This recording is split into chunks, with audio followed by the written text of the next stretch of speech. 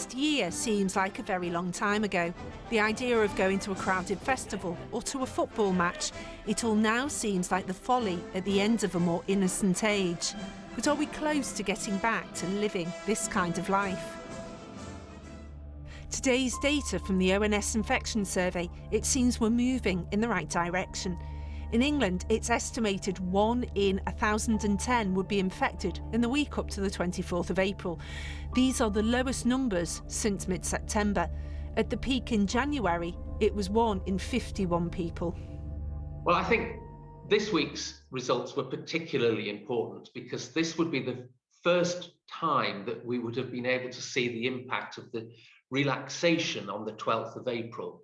And actually the fact that case numbers are still declining across all 4 countries within the UK is very reassuring that the relaxations that were implemented on earlier this month haven't actually reversed the decline in case numbers. And we're still seeing a substantial decline week on week in cases, and particularly actually as well with hospitalisations. When lockdown lifted last summer, some in the north were concerned eyes were focused on the south. Embers were still burning there. And while cases are down across the UK nations, Yorkshire and the Humber have higher numbers. In December, when we went into the tiers and the lockdown, about 10% of our cases were the Kent variant. And over that time, between December and March, Yorkshire and Humber's actually got the second lowest total number of cases.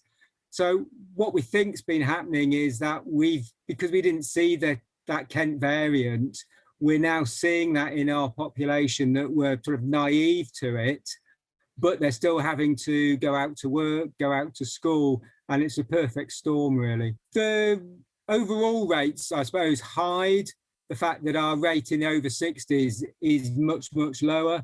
And what that's meant is that we've hardly seen any new hospital admissions, so no new hospital admissions this week. So vaccinations made a big difference in terms of that over 60s rate. So far, just under 35 million people have received their first dose of vaccine, but uptake is not equal between ethnic groups. Good news is that uptake is improving and improving across the board. Initially, there were challenges in terms of people not necessarily understanding the digital offer that they were receiving through text messages. And what has subsequently happened is that GP surgeries, vaccine centres have altered their method of invitation and have started phoning members of the community, and that has improved uptake, particularly in cities like Birmingham. What's also happened is that community hubs such as mosques, temples, trusted spaces with trusted people have become involved in that vaccination effort, and that's helped to build trust but also improve uptake. For many, life has been anything but normal over this past year, and we're cautiously inching our way back to some kind of normal, whatever that means. Will we continue to have to wear masks, socially distance, need vaccine passports to travel, or even have regular tests to check our infection status?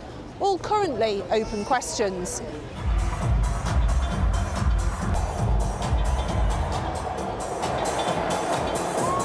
But for clubbers in Liverpool tonight, a step to some kind of normal. It's an experiment, a lateral flow test.